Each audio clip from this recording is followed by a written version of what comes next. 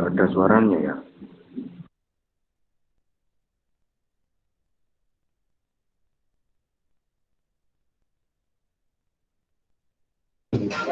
Bentar ya teman-teman, ada masalah sedikit. Sabar ya.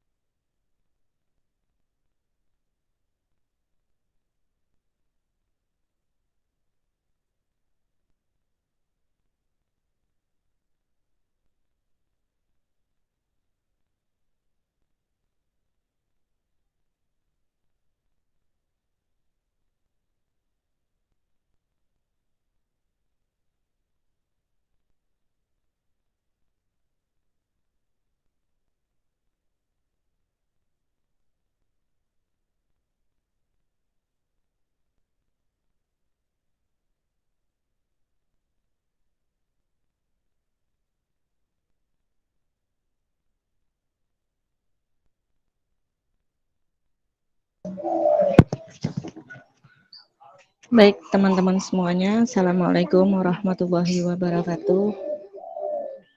Waalaikumsalam warahmatullahi wabarakatuh. Kami dari kelompok 4 mau melakukan presentasi pengimplementasian desain analisis. Untuk kelompok 4 sendiri kami terdiri dari 7 orang, yaitu Dr. Haram Ambarwati, saya sendiri, Ela Nurani Putri, Muslika, Naimatul Fahrisa Jannah, Rini Anggreni, Sandy Ikasari Indias Putri, dan Tri Wahyuni. Di sini kami mendapatkan tugas yaitu mengimplementasikan desain analisis tugas, yaitu yang terbagi atas panduan dan prinsip dalam membuat desain. Kedua, menggali ide dalam membuat desain. Ketiga, tantangan dalam membuat desain yang baik dan bersaing. Keempat, filosofi desain. Yang kelima, prinsip desain grafik. Untuk yang keenam, teknik coding. Yang ketujuh, tipografi desain, pengaturan fonts. Kemudian yang ke-9, aspek warna dalam desain grafik. Dan yang ke-10, desain ikon. Untuk slide berikutnya nanti akan dibacakan oleh Mbak Elo. Monggo dilanjut, Mbak Elo. Iya, terima kasih, Mbak Cato. Langsung saja, Yang pertama kita akan membahas tentang panduan dan prinsip dalam membuat desain. Desain adalah ilmu yang mempelajari konsep komunikasi dan ungkapan kreatif, teknik, dan media untuk menyampaikan pesan dan gagasan secara visual dengan mengolah elemen desain grafis berupa bentuk gambar, huruf, dan warna, serta tata letaknya, sehingga pesan dan gagasan dapat diterima sasarannya. Prinsip-prinsip desain membantu untuk menggabungkan berbagai elemen desain ke dalam tata letak yang baik. Ada beberapa prinsip desain, antara lain keseimbangan. Keseimbangan di sini terdiri dari susunan visual yang telah ditentukan oleh ukuran, kegelapan, atau keringanan dan ketebalan dari garis. Irama, pengulangan, atau bisa jadi mengulangi unsur serupa dalam cara yang konsisten, dan variasi, atau perubahan dalam bentuk ukuran, posisi, atau elemen. Yang selanjutnya yaitu penekanan, tata letak setiap kebutuhan yang penting untuk menarik para pembaca ke bagian penting dari tata letak yang kita buat. Kesatuan, menyatukan elemen-elemen oleh kelompok yang saling berdekatan, sehingga terlihat seperti milik bersama, seperti membuat kerangka untuk margin, kolom, dan proporsi. Yang selanjutnya, menggali ide dalam membuat desain. Berawal dari minat sang desainer untuk memilih, menciptakan ilustrasi, baik berupa foto maupun tulisan, dan digunakan untuk mempermudah user dalam mengkomunikasikan bentuk desain ke dalam sebuah gambar, tulisan, dan sebagainya. Desain tidak lahir begitu saja seiring dengan permintaan kebutuhan masyarakat. Meskipun ide yang mendasari sebuah desain dapat datang secara intuitif, namun pengembangan ide tersebut untuk menjadi sebuah desain yang estetis, fungsional, dan komunikatif memerlukan proses. Di sini ada 5 strategi yang dapat membantu untuk memancing ide-ide baru melalui pembentukan bentuk.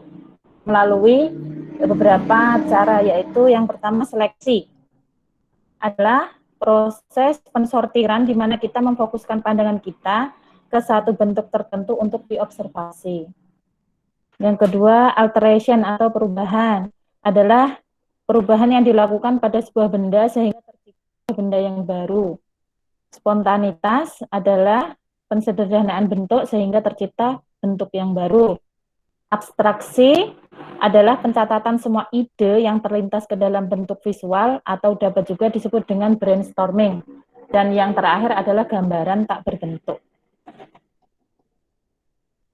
Yang selanjutnya, kita akan membahas tantangan dalam membuat desain yang baik dan bersaing.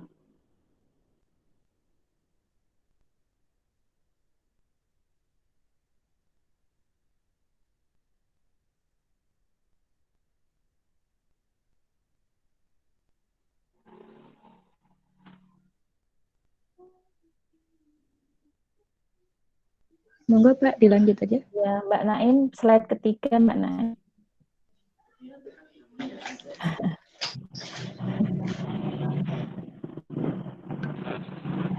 Bentar Bu, koneksi ulang. Ya Mbak, sabar Mbak. Mohon maaf ya teman-teman ya. Belum beli signal soalnya.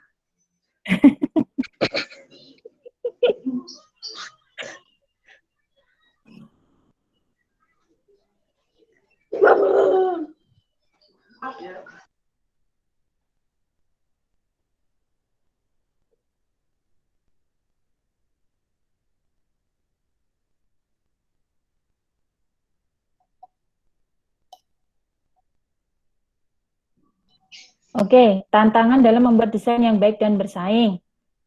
Tantangan dalam membuat desain ada beberapa di sini. Yang pertama proses pembuatannya, kemudian metode merancang, produk yang dihasilkan atau hasil rancangannya, serta disiplin ilmu yang digunakan atau desain itu sendiri.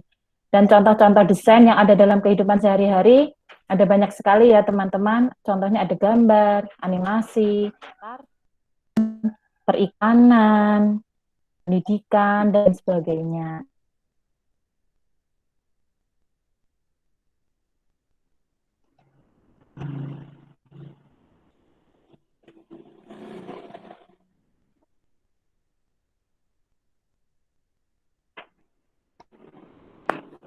Untuk yang selanjutnya akan disampaikan teman saya, monggo.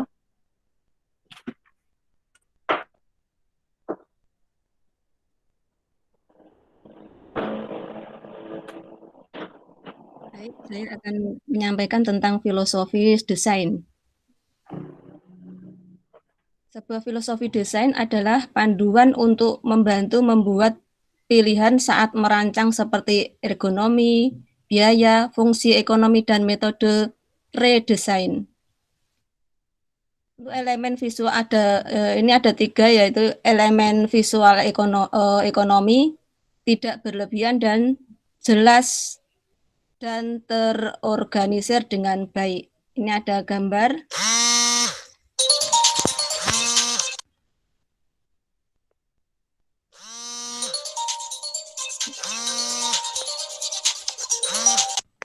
Apa ada gangguan? Kemudian berikutnya prinsip desain grafis.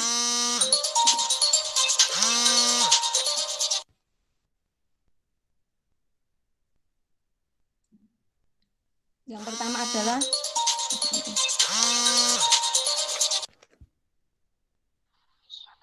aku agak sekolah.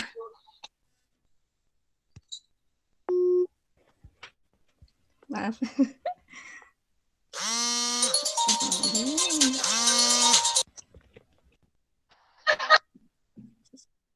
Aku agak sekolah ya, Pak ya.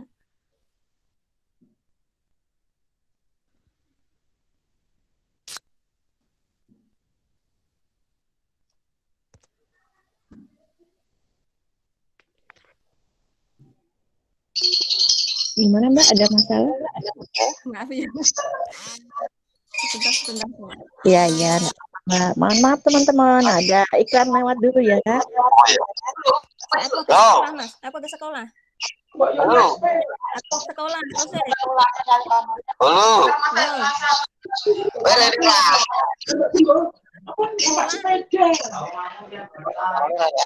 Aku agak sekolah.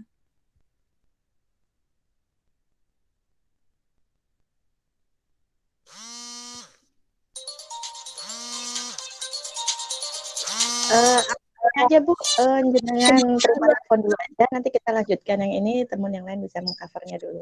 Mungkin iya, Ibu. Nggak apa-apa. Maaf ya teman-teman ya.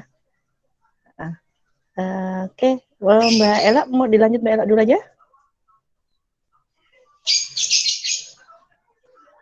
Halo, Mbak Ella. Oke, saya bacakan aja ya.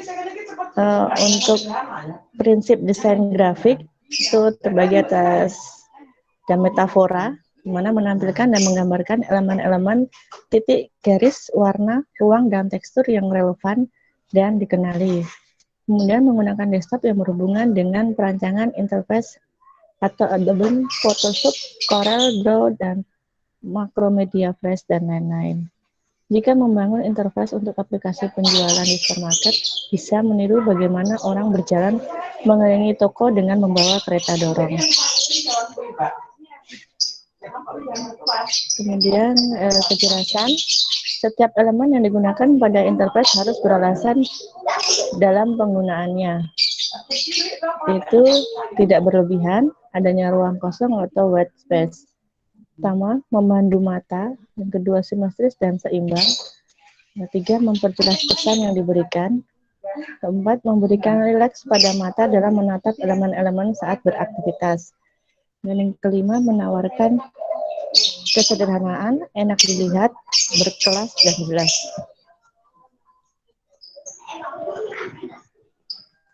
Kemudian untuk konsisten dalam layout, warna gambar, icon, tipografi, teks, dan lain-lain.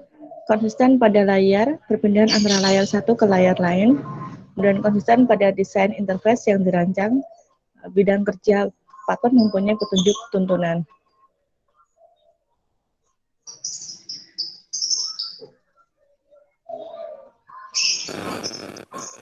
Lanjut.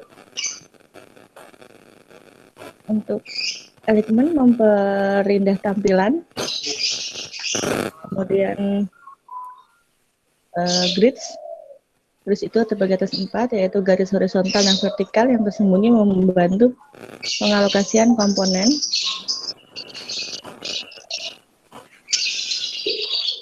Maaf. Yang kedua, alat menghubungkan apapun yang ingin ditampilkan menjadi terhubung. Kemudian pengelompokan item secara logikal, dan meminimalkan contoh kontrol dan mengurangi kekacauan atau ketidakrapian dalam pengetikan. Oke, dilanjut Mbak Naim ya? Atau masih saya? Ganti Mbak. Mbak Naim ya, monggo Mbak Naim dilanjut. Untuk penggunaan alignment, posisi alignment ada left, center, atau right. Untuk left itu rata kiri, seperti contoh di bawahnya ada interaksi manusia dan komputer. Untuk contoh center atau rata tengah itu bisa diperhatikan di gambar tengah. Lalu contoh selanjutnya posisi right atau rata kanan. Terus untuk prinsip selanjutnya adalah kerapatan atau proximity. Kerapatan item satu sama lain menunjukkan keterhubungan antar item. Adanya jarak menunjukkan tidak adanya keterhubungan. Contoh seperti gambar yang tertera pada slide itu kalau mendesain kerapatan item berpengaruh juga. Selanjutnya, prinsip kontras. Dalam kontras melibatkan user dalam rancangan interface. Menuntun user mengenali interface, mendukung semua item, yaitu garis, warna, bidang, simbol, dan lain-lain dalam interface.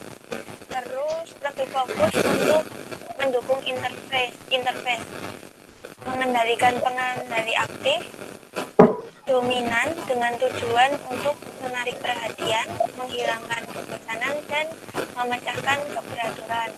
Lalu mengevaluasi item apa yang paling penting dalam interface. Yang terakhir menggunakan bidang geometris untuk mendukung keteraturan interface. Selanjutnya akan disampaikan oleh Mbak Rini. Mbak Rini.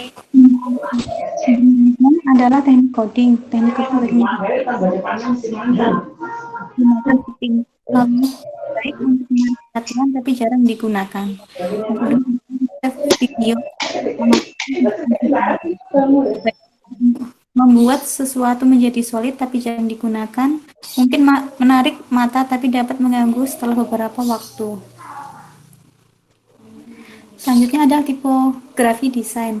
Tipografi adalah suatu kesenian dan teknik memilih dan menata huruf dengan pengaturan penyebarannya pada ruang yang tersedia untuk menciptakan kesan tertentu, guna kenyamanan membaca semaksimal mungkin. Tipografi dibagi menjadi 3, yaitu jenis huruf serif, jenis huruf sans serif, dan yang ketiga jenis huruf fantasi. Jenis huruf serif adalah jenis huruf garis tipis, tegak, dan memiliki sirip di ujungnya. Jenis huruf sans serif, jenis huruf yang tidak memiliki sirip atau serif dan memiliki ketebalan huruf yang sama atau hampir sama. Yang ketiga adalah jenis huruf fantasi, pengembangan dari bentuk-bentuk yang sudah ada, ditambah hiasan dan ornamen atau garis-garis dekoratif. Kesan yang dimiliki adalah dekoratif dan ornamental. Fungsi tipografi yang pertama adalah kemudahan dalam membaca, yang kedua dapat menarik perhatian, yang ketiga dapat menciptakan keindahan, dan yang keempat adalah mendulang rupiah. Contoh tipografi bisa dilihat pada layar.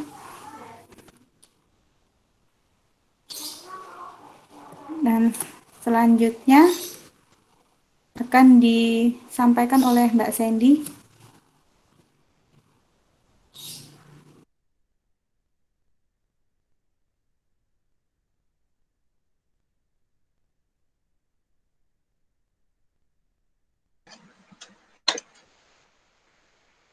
Monggo Mbak Sandy.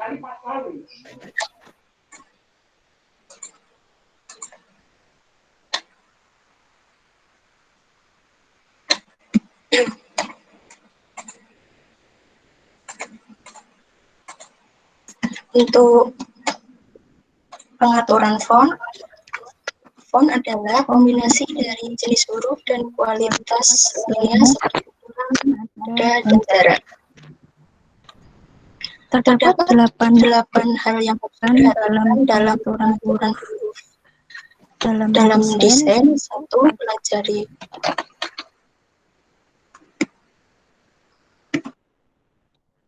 dasarnya, 2. Pahami istilah penggunaan kerning,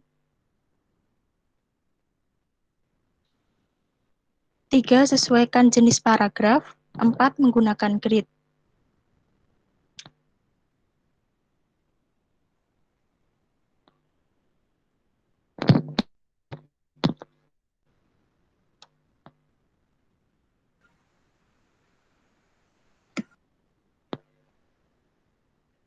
Untuk yang kelima, sesuaikan warna font. Pelajari pengukuran tipografi seperti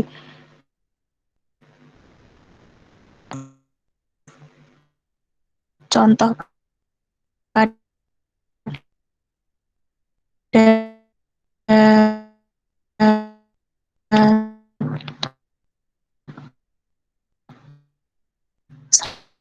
slide 7. Hindari menekan kombinasikan jenis font dengan tepat.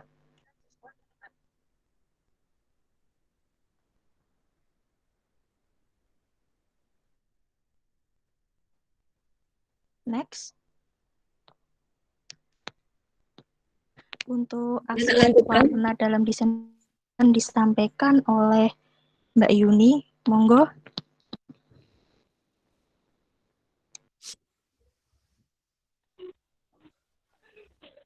Aspek warna dalam desain grafik.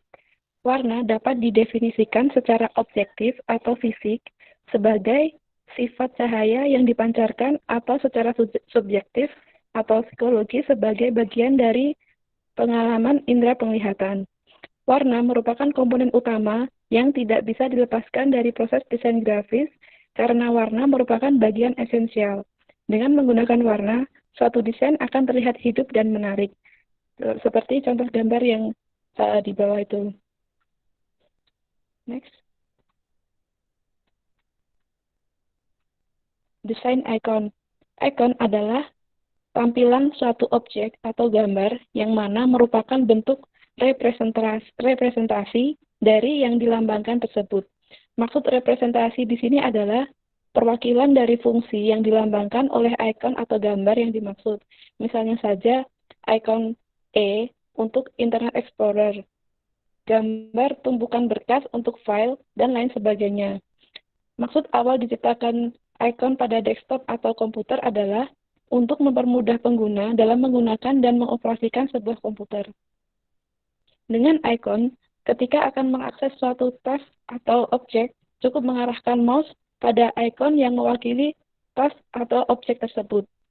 Desain icon adalah proses merancang grafik simbol yang mewakili beberapa fantasi atau motif abstrak yang nyata, entitas, atau tindakan.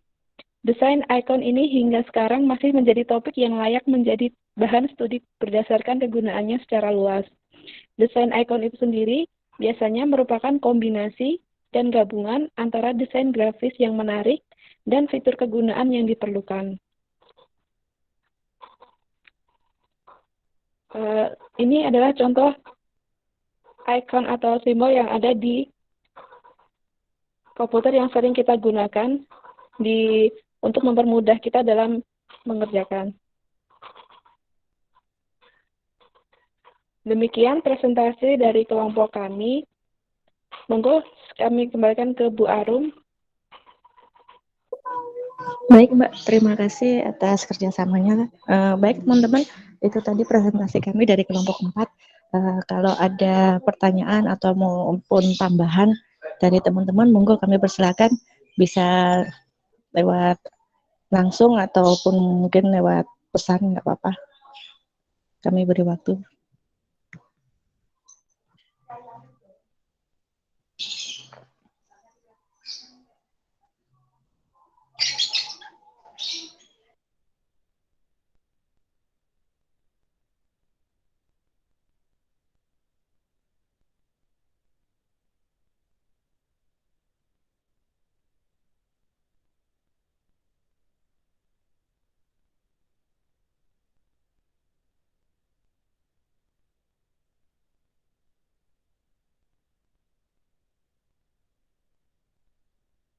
Gimana teman-teman? Mungkin ada yang mau menambahkan?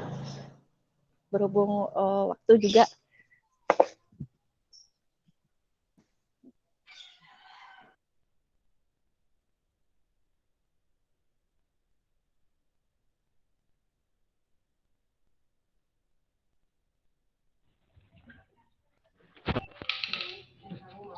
Ya, Bu Catur. Ini nggak ada yang nambahkan ya, Bu?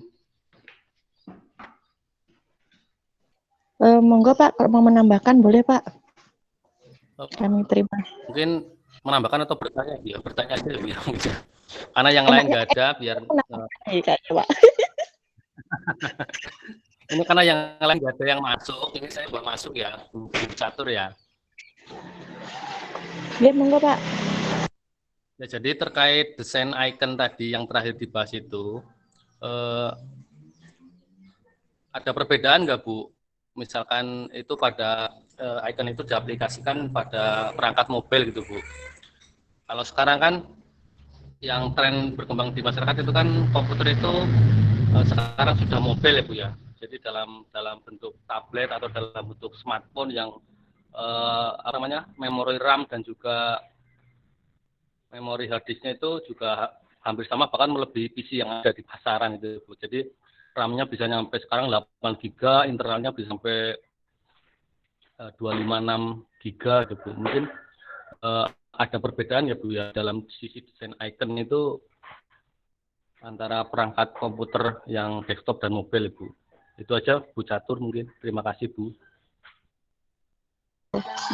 Baik Pak, terima kasih atas pertanyaannya. Monggo teman-teman, mungkin ada yang mau menambahkan atau mau menjawab pertanyaan Pak Zainal? Monggo. Mungkin menurut saya sih tergantung HP-nya kali ya Pak ya. Kalau HP-nya punya kemampuan yang lebih besar mungkin bisa untuk mengcover itu semua. Cuma kalau HP-nya jadul seperti HP saya mungkin ya rada-rada agak sulit kali ya. Gitu. Mungkin teman-teman yang lain bisa yang lebih paham tentang HP atau nanti kita bahas kalau memang belum begitu mengena jawabannya Pak, nanti kita bisa sampaikan lagi, kita diskusikan dulu dengan kelompok. Terima kasih Bapak. Ya, terima kasih Bu.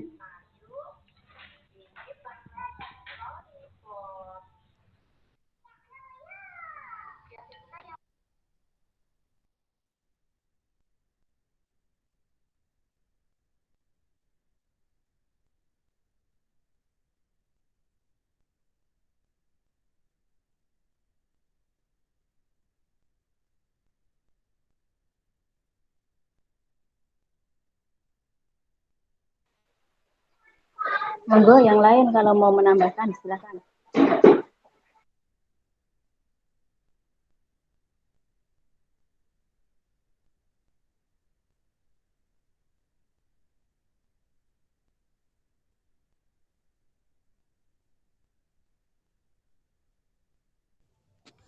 Halo, halo, halo, ha.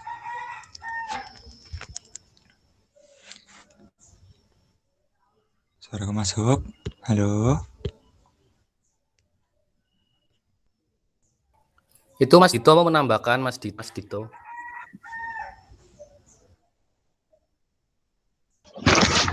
Mbak boleh lihat bagian yang tantangan tadi?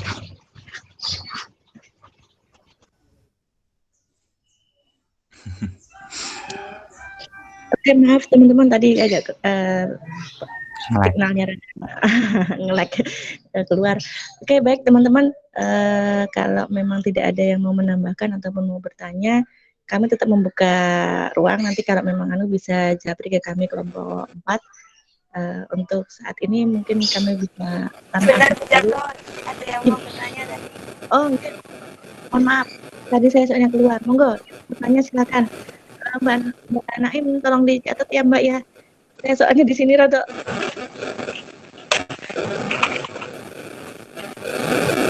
Ya Pak, tadi yang mau menanyakan tentang slide yang ditantangan.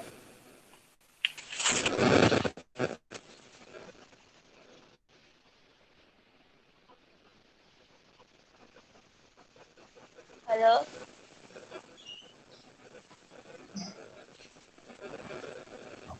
Enggak tanya, cuman mau lihat slide-nya tadi soalnya langsung ke skip.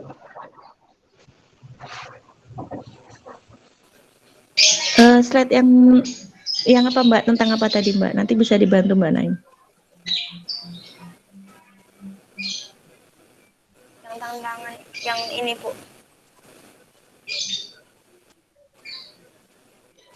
Untuk teman-teman lain, apa masih ada yang mau menambahkan? Aku mau nanya. Oke Mas. Jadi begini. Soal siapa ada tuh? Jadi gini. Apa namanya? Dalam kita satu desain, gimana sih caranya biar kita bisa milih font agar anak lihat gitu? Kasih.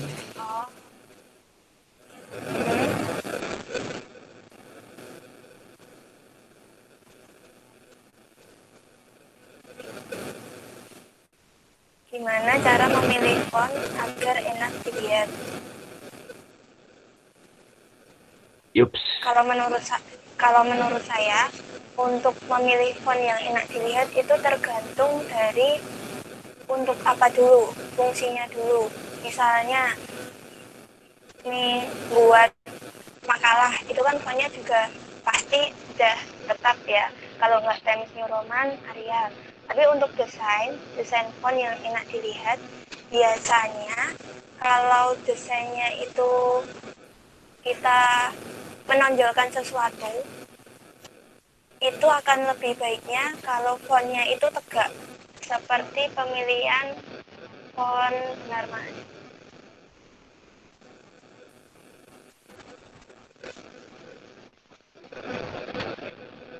Nah, seperti jenis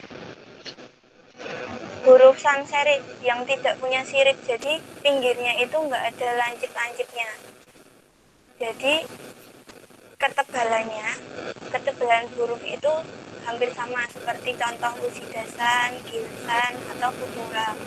Terus kalau mau ditambahkan lagi, biasanya seorang desain itu nambah, misalnya tulisannya dipepetin atau dirapatkan atau digabung seperti itu.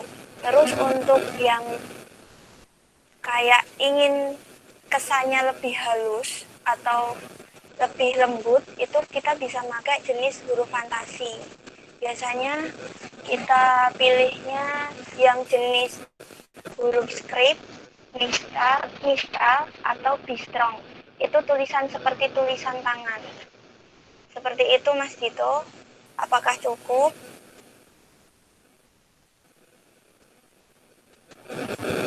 Oke, makasih.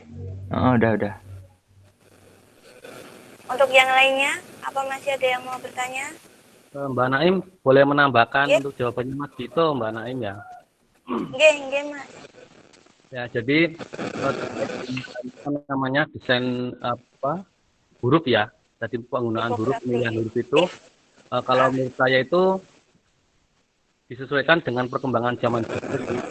Jadi tipografi itu kan gabungan antara penataan huruf desain dari antaranya ya. Jadi contohnya kalau Windows gitu ya, dari zaman dulu Windows XP, Windows 7, kemudian ke Windows 10 itu kan dia punya ciri khas ya. Jadi kalau Windows 10 ke sini itu udah desainnya itu udah kotak-kotak, hurufnya juga tanda-tanda. Itu di Windows Vista itu kan beda, desainnya itu beda-beda. Kalau Windows Vista kan ada bulat-bulat gitu kan. Terus ada model startnya itu bulat gitu. Kalau Windows sekarang kan kesannya itu kotak-kotak untuk mengakomodir yang mobile itu sebetulnya. Sama juga seperti di handphone gitu ya. Sebenarnya kalau saya kan pakainya handphone Xiaomi ya. Ini bukan ya. Bukan promo ya. Ini Xiaomi kebetulan. Nah itu dari Xiaomi itu tiap sekian periode waktu itu dia ada update untuk user interface. Jadi namanya Xiaomi user interface itu akan diupdate berkala. Jadi setiap ada perkembangan zaman, misalkan pesaingnya dia apa, Samsung misalkan. Samsung dia mengeluarkan seri tertentu yang dia punya ROM yang baru. Nah, maka pesaing-pesaingnya lain dia pasti akan membuat juga yang istilahnya kelasnya dia itu loh, akan membuat yang perkembangan zaman gitu. Sama seperti desain juga iPhone, misalkan sekarang ada iPhone 11, nanti ada iPhone 12, itu kameranya bulat-bulat di belakang gitu ya, itu kan desain juga kan. Itu sama, Vivo, Oppo itu juga sudah membuat itu yang dengan kamera yang bulat-bulat di belakang. Jadi seperti itu, mungkin Mas Dito ya. Jadi sesuai dengan perkembangan zaman itu akan berubah terus-menerus itu desain itu. Mungkin itu Mbak Naim. Terima kasih. Iya Mas Zainal, terima kasih untuk tambahannya. Saya juga mau nambahin sedikit itu, kita cari gampangnya aja desain tulisan Google yang setiap hari berubah-ubah. Itu yang sering setiap hari kita lihat lah. Terus untuk yang lain sudah nggih? Ada yang mau bertanya lagi atau mboten?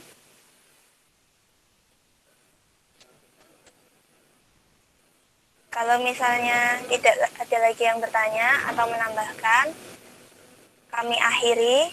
Bila ada kesalahan atau kekurangan dalam penyampaian, kami sebagai anggota kelompok 4 mohon maaf dan terima kasih. Wassalamualaikum warahmatullahi wabarakatuh. Waalaikumsalam warahmatullahi wabarakatuh. Terima kasih semuanya. Waalaikumsalam.